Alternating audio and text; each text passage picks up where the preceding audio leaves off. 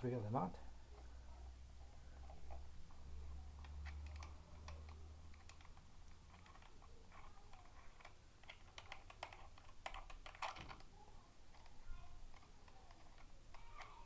Cool. Make sure they're all out. Yep. There we go. And it should just pop off. You can do an inspection.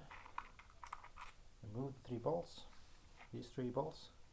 That's the one. Remove them completely because we will reuse them again. You can do an inspection of the old filter. That's what it looks like. Pretty dirty. And that's the new one, as you can see. That's what it should look like. So place the old one to the one side, do an inspection, do a cleaning out. These are the 2 breather holes. Make sure that your old gasket comes off, which is the one over there. You can reuse this one, so very important when you put these back, put the screws through so that you don't damage the gasket.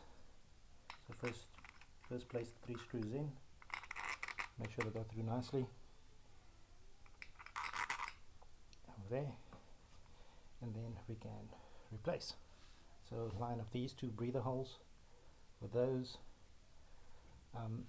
to get a nice snug fit back. They should just pop right back, and then hand tighten to catch the thread. Make sure to hand tighten all 3. You can use the screw after that. Screwdriver. Okay.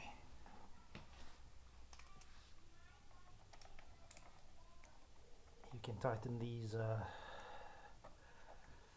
so they're nice and snug. Use the Harley Davidson does have a recommended torque spec, but yeah, I can sort of do this on feel.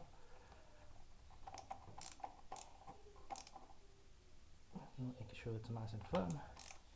So you just want to get that through, down and seated, so that they're all nice and even before you tighten them up closely. Okay, that seems to be in. We go around, nice and snug. And there's still some give there. That's good. It should be nice and snug there.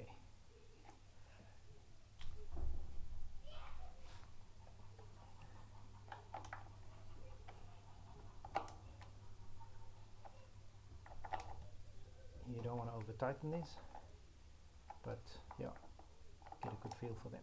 Here we go. That should fit. And now you can put the main cover back. So we've got the main cover. Shake out any old dust. Nice and clean. Make sure that there's a rubber seal here, all in good shape. So that looks all good. That should just go back.